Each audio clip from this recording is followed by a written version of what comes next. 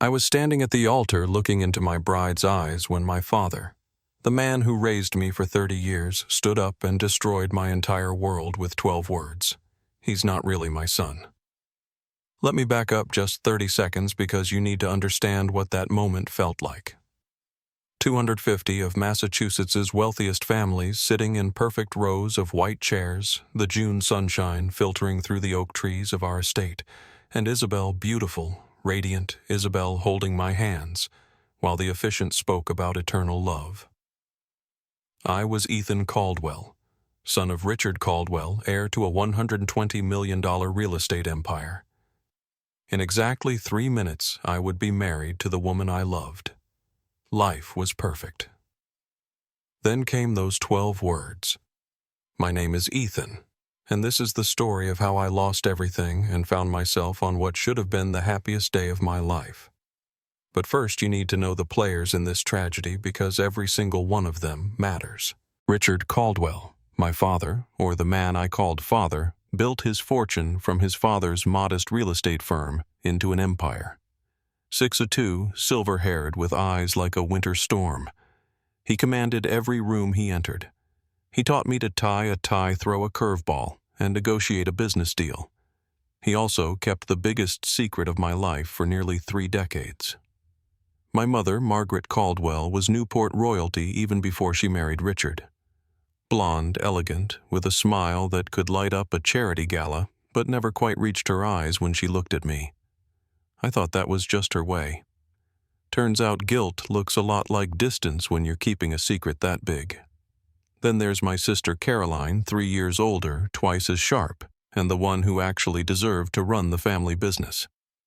While I was designing buildings, she was dissecting profit margins and expansion strategies. She used to joke that I got the artistic gene and she got the business one. Neither of us knew how literally true that was. My bride, Isabel Harrington, worked as a pediatric nurse at Mass General Hospital. We met when I was designing the new children's wing. She fought me on every design choice until I realized she was right about all of them. That's when I knew I had to marry her. She had this way of seeing straight through pretense to what really mattered, or so I thought, until she ran from our wedding. The ceremony was happening at the Caldwell estate in Newport, 50 acres of perfectly manicured grounds that had been in Richard's family for 3 generations. The rose garden where we stood had been my grandmother's pride and joy. She used to tell me that roses were like family beautiful, but they'd draw blood if you weren't careful with them. Standing beside me as my best man was Ryan Porter. We'd been friends since we were 7 when his family moved in next door. Their money was new. Ours was old. Richard never let Ryan forget it, but I didn't care. Ryan was the brother I chose even if I already had a sister who shared my blood. Or so I thought. The officiant had just reached the part everyone jokes about, but nobody expects to matter. If anyone has reason why these two should not be joined in matrimony, speak now or forever hold your peace. That's when I heard the chair scrape against the stone patio. The sound was like nails on glass in the perfect silence of the moment. Every head turned. Richard Caldwell was standing up. "Dad," I said, and I actually laughed. "This better be one of your jokes." Richard wasn't smiling. His face looked carved from granite, and when he spoke, his voice carried the same weight he used in boardrooms when he was about to destroy a competitor. "I have something to say," he announced, and my blood turned to ice water in my veins. My mother's face went white. "Richard, please not now." "If not now, when?" Richard's voice boomed across the garden. "When he has children. When he's running my company. When he spent his whole life living a lie." Isabel's grip on my hands tightened. "Ethan, what's happening?" "Ethan," Richard said, and the way he said my name made it sound like a curse. "You're not my biological son. Your mother had an affair 30 years ago. I've known since you were born, but I kept quiet. I raised you as mine." The gasp that ran through the crowd sounded like wind through the trees. except wind doesn't judge you. 250 faces turned to stare at me, the imposter in a tuxedo, the fake heir to the Caldwell throne. And outside, though I didn't know it yet, a limousine was already waiting with the truth about who I really was. That morning had started like a dream. I woke up in my childhood bedroom at the Caldwell estate, the same room where I'd built Lego cities as a kid, dreaming of becoming an architect. The June sunshine streamed through the windows, and for a moment I just lay there thinking about how perfect life had become. At 30, I was everything Richard Caldwell had raised me to be. I'd graduated from Princeton with honors, gotten my architecture degree from Columbia, and designed 3 buildings that were already getting attention in Architectural Digest. But more than that, I was about to marry Isabel, who somehow made all those achievements feel secondary to the simple joy of making her laugh over morning coffee. "Rise and shine, sleeping beauty." Ryan burst through my door carrying 2 cups of coffee and wearing half of his tuxedo. "Big day, my friend. You ready to give up your freedom?" "Ready to start my life, actually," I said, taking the coffee gratefully. "That's disgustingly romantic," Ryan said. "Remember when you swore you'd never get married before 40? That was before I met someone who argued with me about the placement of windows in a pediatric ward and turned out to be completely right." My mother knocked and entered already dressed in a pale blue dress that probably cost more than most people's cars. "How's my handsome son?" she asked. But there was something in her voice, a tightness I attributed to wedding emotions. "I'm good, Mom. You okay?" She crossed the room and started fussing with my hair, even though I hadn't even showered yet. "Your father's been in his study all morning. You know how he gets at big events. He's not giving a business presentation." I laughed. "He just has to sit there and watch me get married." My mother's hand stilled for a moment. "Yes? Just watch." Looking back now, I can see all the signs I missed. The way she held me a little too long when she hugged me. The way she kept starting sentences and then stopping. The way she looked at me like she was memorizing my face. "Mom, seriously, are you okay?" "I'm proud of you," she said suddenly. "Whatever happens, always remember that I'm proud of you."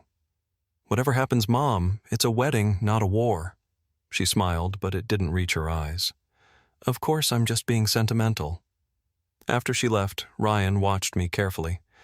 "Your family's being weird today, even by Caldwell standards." "They're always weird," I said, heading for the shower. "Have you met my family?" The truth was, the Caldwells were American royalty, at least in Massachusetts. Richard's grandfather had started with a single apartment building in Providence. Richard's father had turned it into a modest real estate firm. But Richard had transformed it into an empire, shopping centers, office, complexes, luxury condos, from New York to Philadelphia, $120 million, and counting. As I got dressed, I could hear the orchestra warming up in the garden below. Caroline knocked and came in looking stunning in her maid of honor dress. "Baby brother," she said, using the nickname I'd always hated. "You clean up nice." "Thanks for everything, Caroline. I know you basically planned this whole thing." "Isabel planned it. I just executed her vision." She paused. "You know I love you, right?" "Okay. What is wrong with everyone today?" I asked. "You're all acting like someone died." "Can't we just be emotional? Our little Ethan is getting married." She helped me with my cufflinks, the ones that had belonged to our grandfather. "You know," she said quietly, "no matter what, you'll always be my brother." "Of course I will." "Caroline, you're scaring me." "I'm just saying, blood doesn't make family. Love does." At the time, I thought she was being philosophical. Now I know she was trying to tell me something without telling me. Caroline had always been the smarter one, but even she couldn't figure out how to stop what was coming. The guests started arriving around 200. The Vanderbilts, the Rockefellers, old names, old money, old traditions. My Uncle Raymond clapped me on the back and said, "You're doing the family proud, son." My cousins made jokes about ball and chain. Everyone acted normal except for my own immediate family, who moved through the crowd like they were walking to a funeral. I stood at the altar at 3 hours sharp, watching the garden fill with roses and sunshine and people I'd known my entire life. Ryan stood beside me making jokes to keep me calm. The string quartet began playing and everyone turned to watch for Isabel.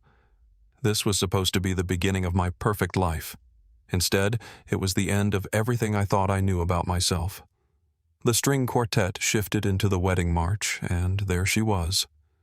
Isabel appeared at the garden entrance, her dress catching the afternoon light like something out of a fairy tale. Her father walked beside her, but I only had eyes for her. She smiled at me, that private smile that said, "Can you believe we're actually doing this?" And my heart felt too big for my chest.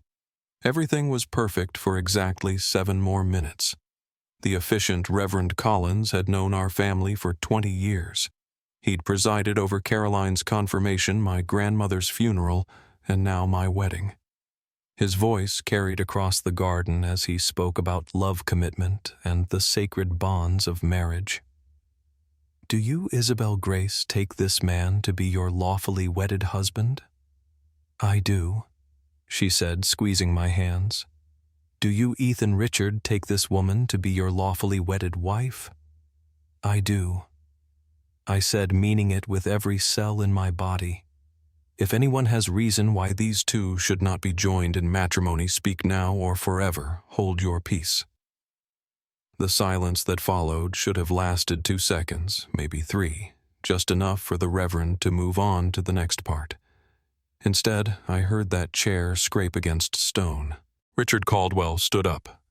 "I have something to say." The entire garden turned to look at him. My first thought was that this had to be some kind of joke. Richard had a cruel sense of humor sometimes, especially after a few drinks. But he was stone-cold sober, and his face looked like thunder. "Dad, what are you doing?" I asked, still trying to smile, still trying to salvage the moment. "Something I should have done years ago," he said. "Ethan, you're not my biological son." The words hit me like a physical blow. I actually stepped back, nearly stumbling on the altar steps. "Your mother had an affair 30 years ago." Richard continued, his voice carrying to every corner of the garden. "I've known since you were born, but I kept quiet. I raised you as mine." "Richard, please." My mother stood up, tears streaming down her face. "Not like this." "Then how, Margaret?" Richard's voice turned vicious. Should I have told him at Christmas, his college graduation? There's never a good time to tell someone their whole life is a lie. Isabel's hands went slack in mine. "What is he saying, Ethan? What is he talking about?" "I don't know," I said, but my voice sounded strange, distant. "Dad, stop this." "Don't call me that," Richard snapped. "I'm not your father. Your father was some artist your mother was sleeping with while I was building this empire." The crowd erupted in whispers, a sound like wasps swarming. I saw faces I'd known my whole life looking at me with shock, pity, and worst of all, curiosity, like I was some creature in a zoo. "Tell him, Margaret," Richard commanded. "Tell him about Edward Whitfield. Tell him how you begged me to raise another man's child." Edward Whitfield. The name meant nothing to me, but it must have meant everything, because my mother collapsed back into her chair, sobbing. "Is it true?" I asked her. "Mom, look at me. Is it true?" She looked up, her perfectly applied makeup running in streams. "Ethan, I'm so sorry. I wanted to tell you so many times." The ground felt like it was tilting. 30 years of calling Richard Dad. 30 years of being Ethan Caldwell. 30 years of lies. "But here's the best part," Richard said, and his smile was terrible. "The Caldwell fortune, all 120 million of it, will pass only to true Caldwell blood to Caroline. Ethan gets nothing. 0. Not the trust fund, not the company position, not even the car I bought him for his 16th birthday. "Dad, stop," Caroline shouted, standing up. "This is cruel. He's your son in every way that matters." "He's not my son at all," Richard said coldly. He's a cuckoo bird I've been raising in my nest." I looked at Isabel, hoping to find something solid to hold on to in her eyes. Instead, I saw fear, confusion, and something worse: disgust. "You knew?" she asked me. "You had to have known something." "I didn't. Isabel, I swear I didn't know."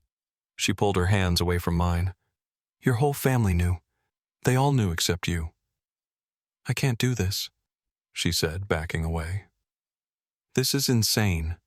Your father just announced you're not even who you say you are. What else don't I know? What else have you lied about?" "I never lied. I didn't know. I need to think. I need space. I can't do this right now." She gathered her dress and ran back down the aisle, her veil floating behind her like a ghost. The silence that followed was deafening. I stood at the altar watching Isabel disappear into the house, her white dress the last thing I saw before the door slammed shut. 250 people stared at me, waiting to see what Ethan Caldwell, what Ethan nobody would do next. "Isabel, wait." I started to follow her, but Richard's voice stopped me cold. "Let her go, boy. She's too good for you anyway. A real Harrington married to a bastard. Her family would never recover from the shame." Something snapped inside me. I turned back to face him. This man who had raised me, taught me, pretended to love me for 30 years. "You waited until my wedding day." My voice was surprisingly steady. "You held on to this secret for almost 3 decades, and you chose today to reveal it. You needed to know your place," Richard said, adjusting his cufflinks like we were having a business discussion. "I couldn't let you marry that girl under false pretenses. She deserves to know what she was getting into." "False pretenses? I didn't know. How could I be lying about something I didn't even know? Ignorance doesn't change facts. You're not a Caldwell. You never were." Ryan stepped forward from his position as best man. "Mr. Caldwell, with all due respect, this is sick. You raised him. You called him son. You can't just erase that." "Watch me," Richard said coldly. "Security will escort him off the property within the hour. He's no longer welcome in any Caldwell home or business."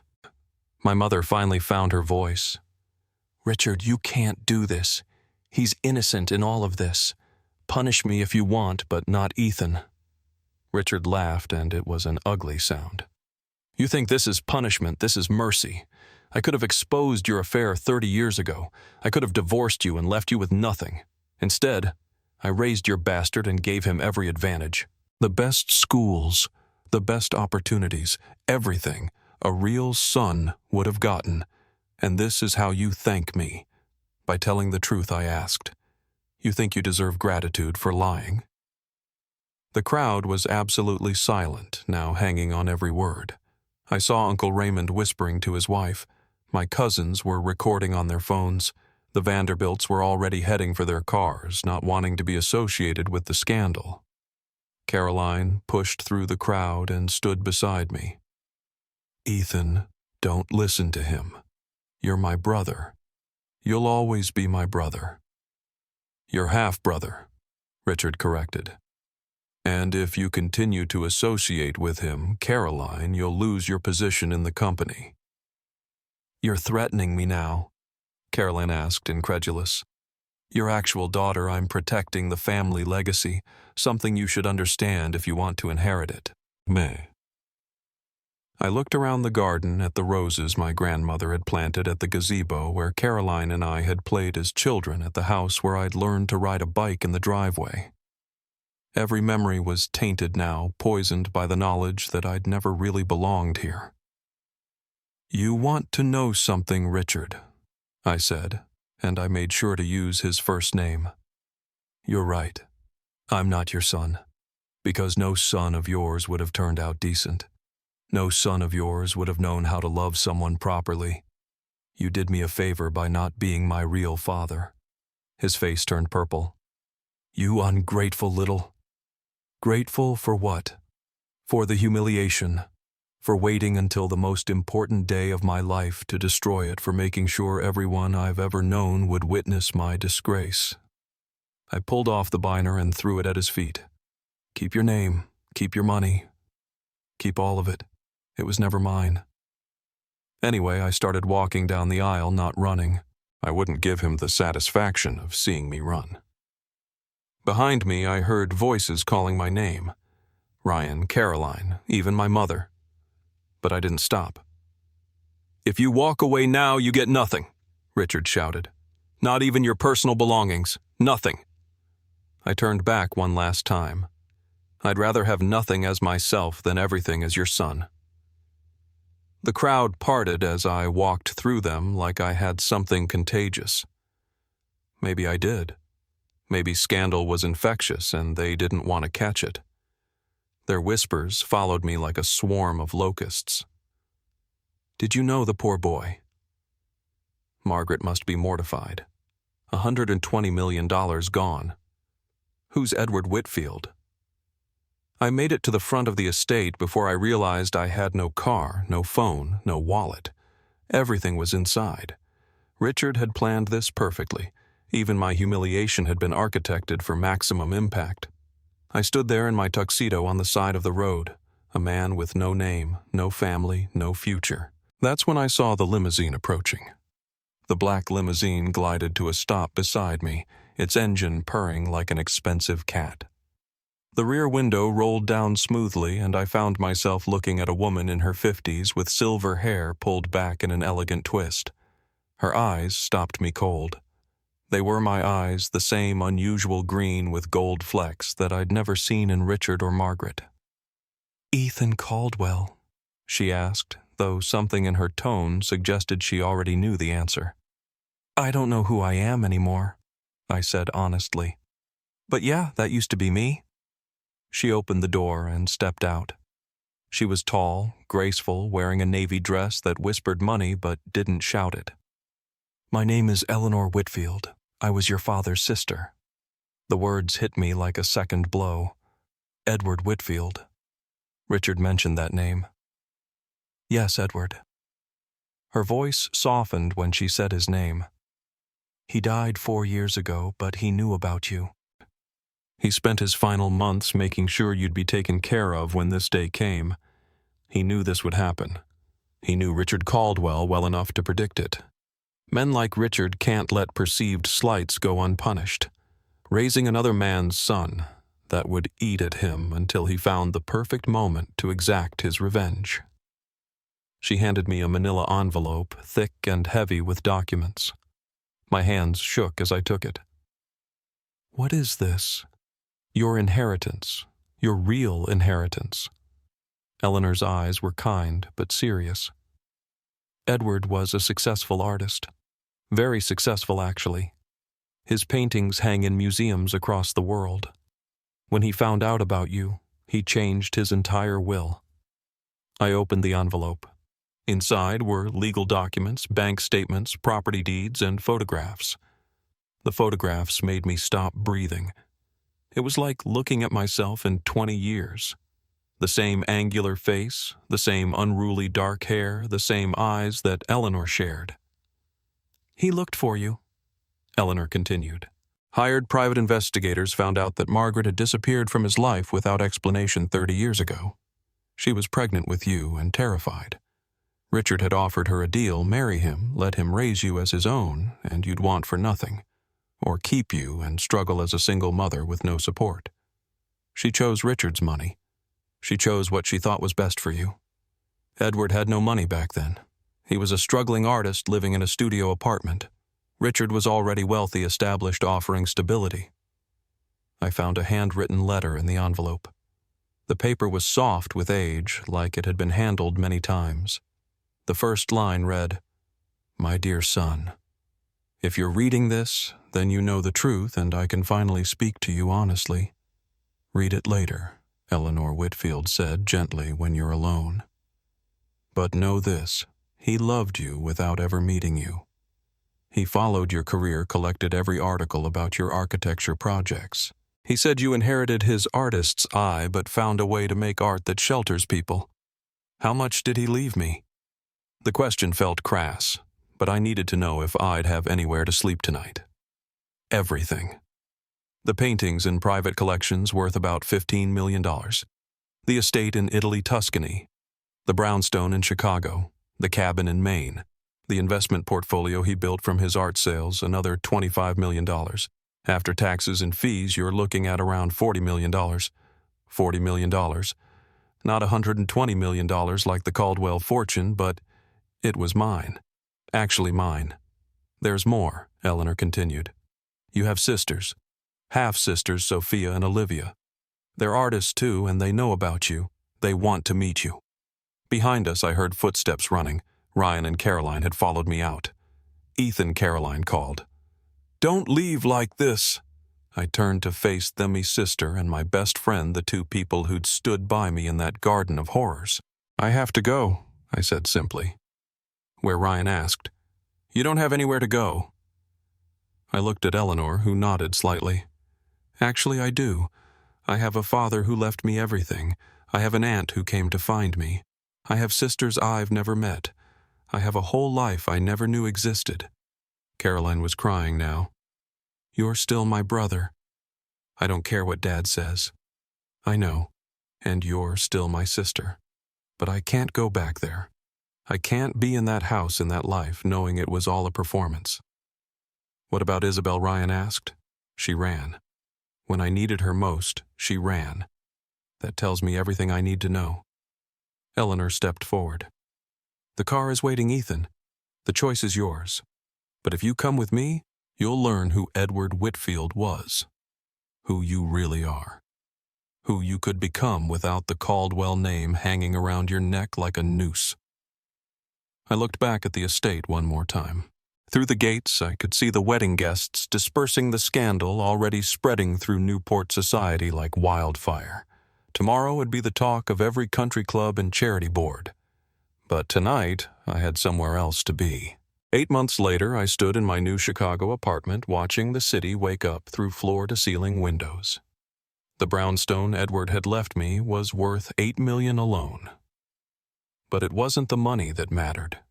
It was the walls covered in his paintings, explosions of color and emotion that felt like conversations with the father it never met.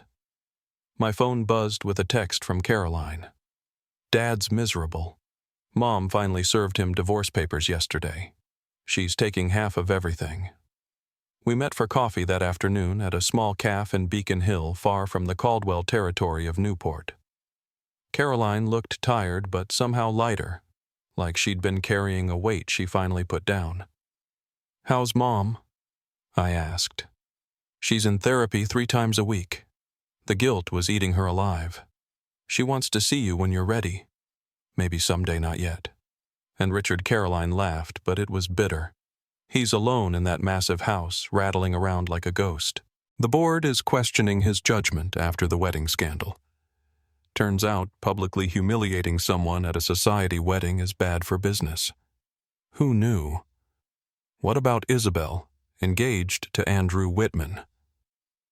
You remember the pharmaceutical heir? They're getting married next month. The news should have hurt, but it didn't. The woman who'd run from me at my lowest moment had shown me exactly who she was. Clara, the woman I'd started dating 2 months ago, understood complicated families.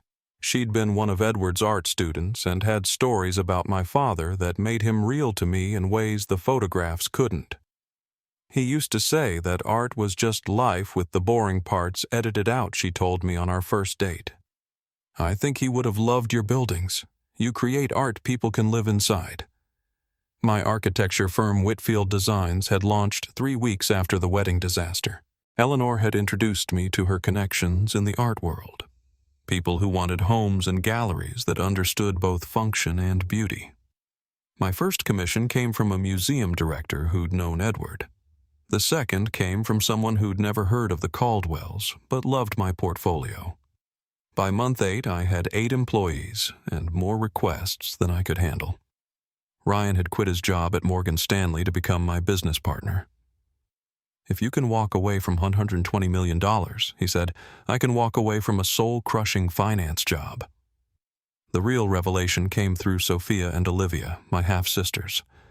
They welcomed me like I'd always been part of their world, teaching me about Edward through their memories and their own art. "Dad always wondered about you," Sophia told me one evening at her gallery opening. "He had this sketch he'd done of what he thought you might look like.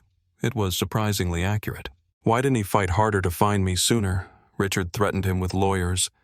Said Margaret had signed documents giving up any claim to you. Said if Edward tried to make contact, he'd make sure you never saw a penny of the Caldwell fortune. So he waited. He waited and painted and invested every dollar from his art sales. He said if he couldn't give you his presence, he'd give you the freedom to choose your own path." Olivia handed me a painting that night, one of Edward's last works before he died. It was an abstract piece in greens and golds, the colors of our shared eyes. The title on the back read, "For my son, wherever you are." Richard tried to contact me once through his lawyers. He claimed I owed him for 30 years of room board and education. My lawyer, paid for with Edward's money, sent back a one-line response. "Mr. Whitfield owes Mr. Caldwell nothing." The letter Edward had left me became my daily meditation. One passage in particular lived in my mind. "I failed you by not being there, but perhaps that failure became a gift. You got to choose who you are.